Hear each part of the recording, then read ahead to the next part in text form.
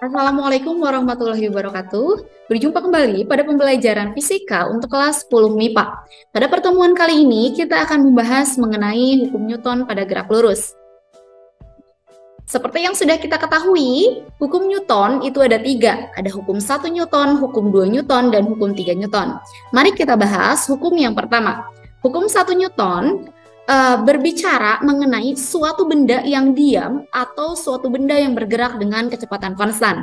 Coba kita perhatikan, di sini ada sebuah bis yang mula-mula kecepatannya 0. Kecepatan 0 berarti bis itu diam.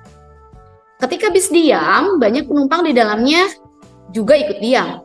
Kemudian ketika seorang supir tiba-tiba menancap gas dengan sangat cepat secara tiba-tiba, maka kita sebagai penumpang akan kaget dan tubuh kita cenderung ke belakang. Padahal mobil digas ke depan. Mengapa ya seperti itu? Oke, contoh yang kedua, ada sebuah mobil yang sedang bergerak di jalan dengan kecepatan konstan. Tiba-tiba ada seekor sapi yang melewat. Nah, ketika ada seekor sapi, supir tentu refleks untuk menginjak rem. Ketika menginjak rem secara tiba-tiba, maka penumpang akan seolah-olah terdorong ke depan. Nah, itu adalah contoh hukum 1 Newton. Jadi, apa itu hukum 1 Newton? Mari kita bahas lebih lanjut. Oke, sekarang ada sebuah mobil, di atasnya ada kotak.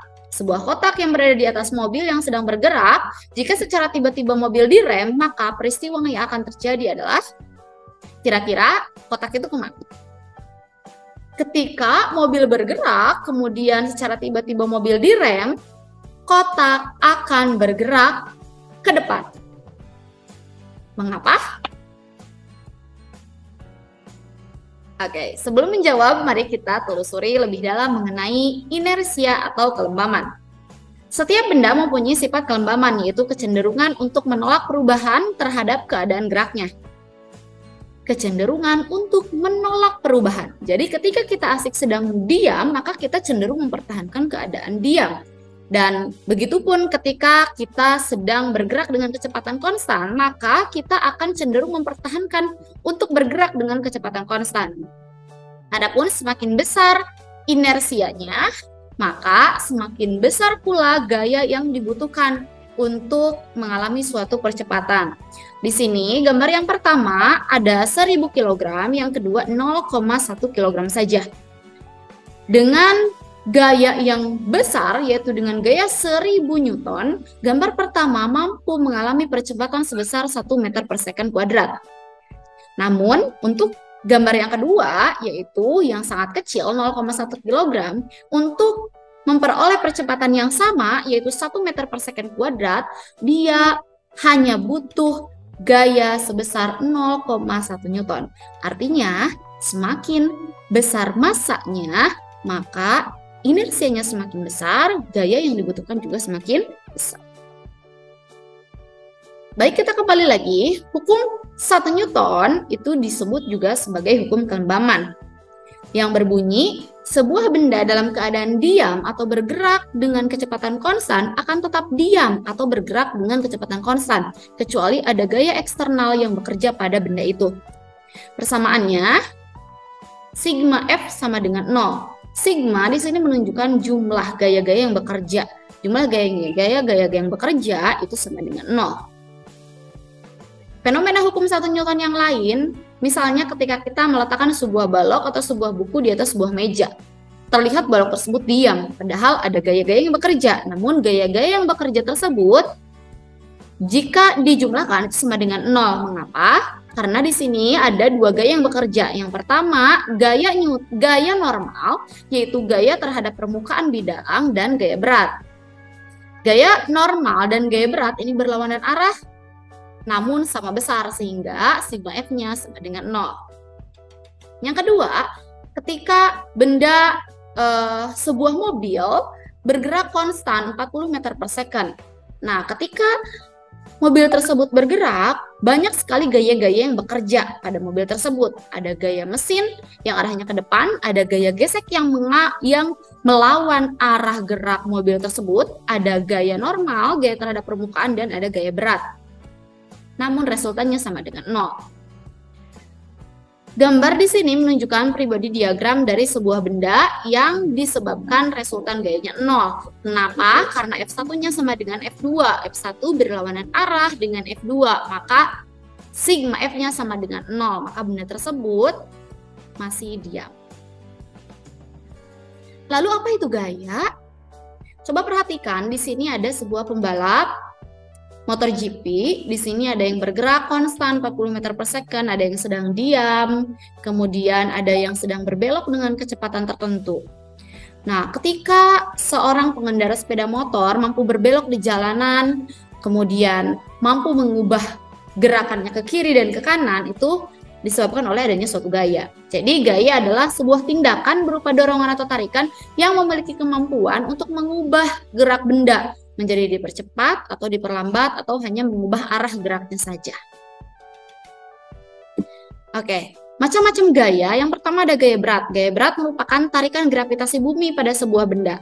Di sini terdapat beberapa bidang, ada yang horizontal, bidang miring, ada yang digantung, dan ada yang bidang vertikal. Coba perhatikan, semua gaya berat ditunjukkan oleh panah yang berwarna merah. Arahnya sama. Gaya berat selalu mengarah ke pusat bumi. Kenapa? Karena adanya tarikan gravitasi bumi. Gaya berat merupakan massa suatu benda dikalikan dengan percepatan gravitasi bumi.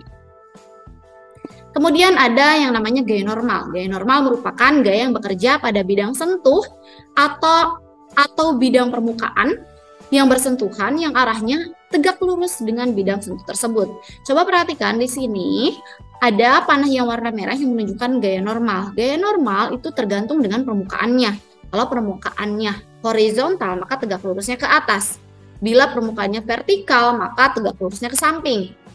Bila miring, maka harus tegak lurus, tergantung arah miringnya kemana.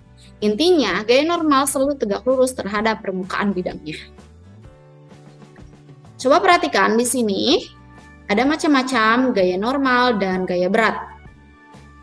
Ya, seperti yang sudah dijelaskan sebelumnya, maka besarnya gaya berat itu dipengaruhi oleh massa benda dan percepatan gravitasi. Gaya normal dilambangkan dengan N, satuannya Newton. Begitupun dengan gaya berat, satuannya Newton. Karena mereka sama-sama gaya. Gambar di atas menunjukkan benda diam karena adanya N yang sama dengan W. Kenapa sama? Karena mereka sigma F-nya sama dengan 0, arahnya berlawanan, namun besarnya sama. Ya. Lalu ada gaya gesek. Apa itu gaya gesek? Gaya gesek adalah gaya hambat yang berlawanan dengan gerak suatu benda. Jadi kalau bendanya bergerak ke kiri, maka geseknya ke kanan. Ya, bendanya bergerak ke kanan, maka gaya geseknya ke kiri karena selalu berlawanan arah dengan gerakan benda tersebut. Ada yang benda diam, benda tepat akan bergerak, dan benda bergerak. Ini ada Fs, yaitu menunjukkan gaya gesek statis, dan ada Fs maksimum, jadi gaya gesek statis maksimum. Ya. Fenomena hukum 2 Newton. Gambar di atas menunjukkan adanya gaya yang diberikan seorang kepada balok yang menyebabkan balok bergerak dari posisi diam. Oke, ketika ada sebuah balok kemudian kita dorong, maka balok tersebut akan bergerak. Ketika balok bergerak, otomatis gaya dorongnya itu sudah lebih besar daripada gaya gesek statis maksimumnya, sehingga benda tersebut mampu bergerak. Ini yang namanya gaya setimbang atau equilibrium. Mengapa? Karena ke kiri dan ke kanan itu jumlahnya sama. Jadi mereka setimbang. F3 10 Newton, kemudian F2 5 Newton, F1 5 Newton. Silakan perhatikan arahnya ya.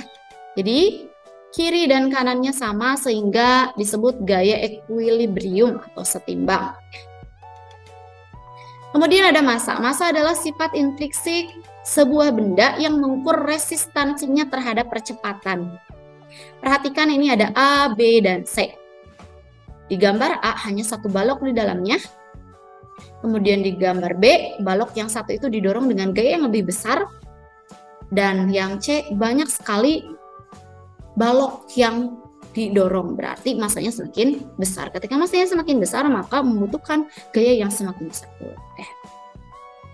Selanjutnya hukum 2 Newton.